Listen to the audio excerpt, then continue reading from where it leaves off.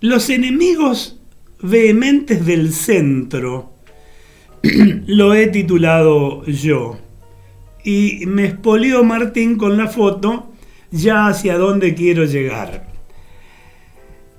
Pero esto le permite a Martín trasladarse a hacer otras tareas también mientras tanto. Martín me refiero a nuestro operador, o al menos el operador de nuestro programa del día de hoy. El centro político suele estar asociado con la moderación, el pragmatismo, y quizás también hasta la búsqueda de consensos, evitando los extremos ideológicos y radicalizados. El centro es el único espacio en el que la democracia se mantiene estable. Eso lo cuenta la historia, ¿no? Evidentemente. La derecha suele asociarse con la defensa del orden establecido, la propiedad privada y las jerarquías tradicionales. Por otra parte, la izquierda, en cambio, se relaciona con la búsqueda de la igualdad social, la justicia económica y la transformación social. Eso es definición pura. En el centro se ubica entre ambas, buscando un equilibrio entre las posiciones de izquierda y derecha, a menudo promoviendo soluciones pragmáticas y moderadas. Bueno, insisto, eso al menos en la definición, en la teoría. Después en la práctica todo cambia. Porque en los extremos, en realidad, en las ultras derecha o izquierda, el sistema empieza a tambalear. La intolerancia, la estupidez y el fanatismo pueden contenerse por separado, pero cuando se juntan no hay esperanzas. No lo dije yo. Eso lo dijo Albert Camus, terminando de dar una forma a lo que también mascullaron otras mentes esclarecedoras de la primera mitad del siglo XX. Una descripción que parece hecha observando los rasgos comunes en los liderazgos disruptivos de este tiempo. En su libro, que recomiendo, La sociedad abierta y sus enemigos, Karl Popper planteó la paradoja de la tolerancia. Es necesario reclamar el derecho a no tolerar a los intolerantes. Esto lo explicó el filósofo austríaco antes de que Camus incluso señalara la más desequilibrante de las conjeturas contra el pluralismo y el sentido común demoliberales. Pero más tarde, John Rawls defendió la necesidad de tolerar incluso a los intolerantes, pero fijó un límite también. Para el filósofo que escribió La teoría de la justicia, que también recomiendo, el límite que la tolerancia a la intolerancia no puede traspasar está en el punto en el que los intolerantes hacen peligrar la libertad y la justicia. Parece un juego de palabras, pero me parece que es absolutamente claro y me pareció que era necesario exponérselos a ustedes. Porque décadas antes, Camus tuvo la visión que parece describir lo que hoy están viviendo nuestros países, muchos países, y entre ellos obviamente el nuestro, también Argentina. Para explicar el ascenso de líderes ultraconservadores que gozan lo impresentable, John Carlin incluyó entre las variables a tener en cuenta la posibilidad de que la masificación de la tecnología que reduce la necesidad de acumular conocimiento, ejercitar la mente para responder los interrogantes y resolver los problemas. Y dice que está pariendo generaciones menos inteligentes y menos cultas. Es probable. En esta realidad, la flacidez ante la intolerancia, el fanatismo, la estupidez y todo lo que por su gravedad no puede ser considerado que una cuestión de forma, sino de fondo, crece hasta horadar los fundamentos de la cultura liberal. En las raíces está la desesperación ante la muerte de la certeza y de lo que es predecible, que genera cada vez más acelerada evolución tecnológica. Un proceso vertiginoso que hunde a las sociedades en la incertidumbre y tal vez también en el miedo. En la segunda mitad del siglo XX empezó a caer el respaldo de los políticos tradicionales. Ante su falta de respuestas a los miedos e incertidumbres que crecían juntos con la aceleración del cambio tecnológico, las sociedades comenzaron a buscarlas fuera del sistema. Irrumpió así el outsider, que tuvo ejemplos como Silvio Berlusconi, Alberto Fujimori.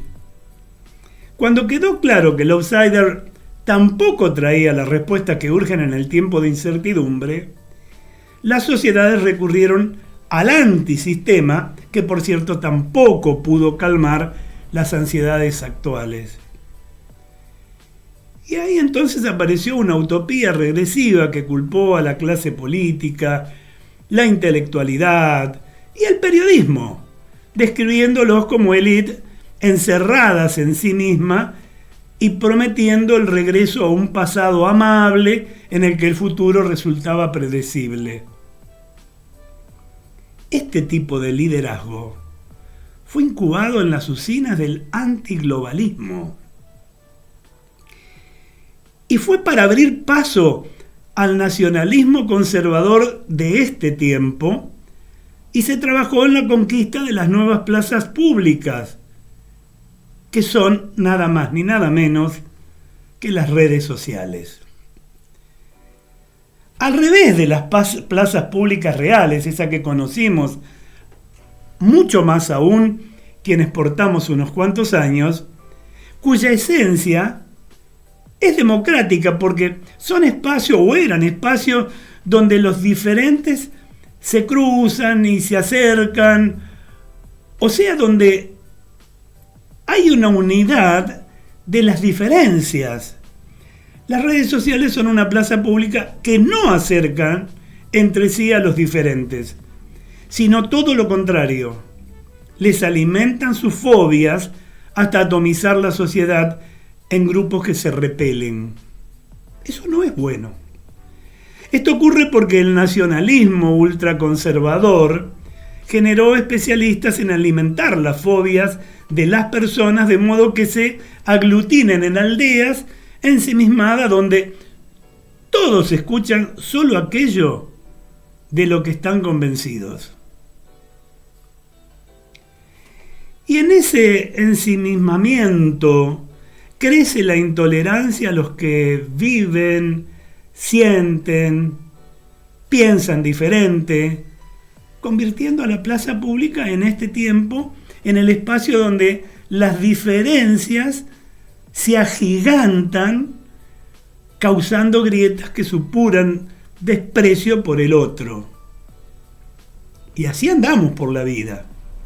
Allí es donde desaparece el adversario que actúa en la democracia liberal.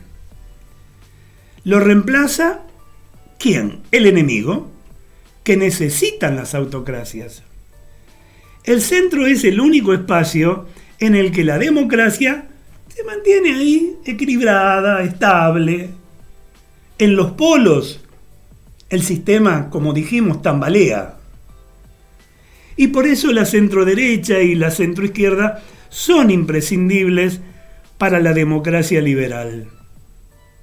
Esa es la razón por la que el ideólogo de la alt-right, Stephen Bannon, proclama que hay que dinamitar el centro.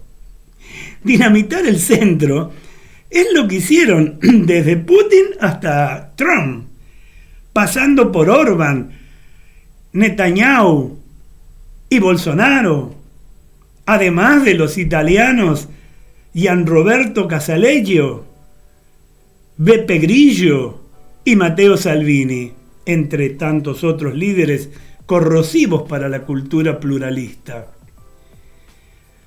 Muchos atacaron a las élites con el tiempo, inaugurando por el diario italiano, o inaugurado, mejor dicho, por el diario italiano Corriere della Sera, y utilizado, mejor dicho, por el izquierdista español Pablo Iglesias y luego por Javier Milei. ¿Qué? La casta.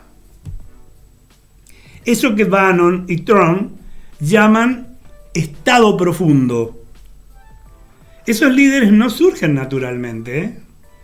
Son seleccionados y potenciados por usinas que le exacerban la insensibilidad social, el desprecio a las diversidades, el negacionismo del cambio climático, el recurso de la vulgaridad y el insulto, la expulsión humillantes como castigo al perfil propio y la hiperactividad aluvional en materia de cambios regresivos. Muchos de ellos son,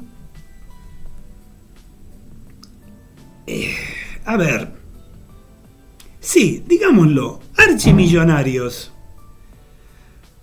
Con, por ejemplo, Trump, que es uno de los ejemplos más claros y más cercanos, o son como Milei, de la clase media, pero que propugnan la entrega del poder político a los millonarios. Voy a aclararlo a esto. De un modo u otro, el nacionalismo ultraconservador apunta a reemplazar la democracia liberal, esencialmente globalista, por plutocracias enemigas del globalismo y de los organismos multilaterales. Lo venimos viendo. Esos rasgos están en el catálogo de liderazgos contraliberales producido en las usinas antiglobalistas.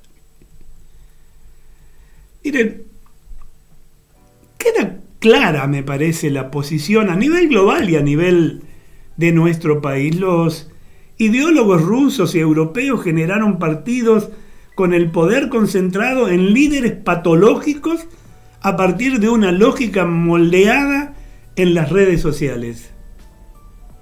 Eso no es un invento argentino. El molde donde se mezcla la intolerancia, el fanatismo y la estupidez, convirtiéndose en una avalancha incontenible. Y así se forjan las utopías regresivas que están reinventando el pasado para adueñarse del presente, impidiendo mirar el futuro.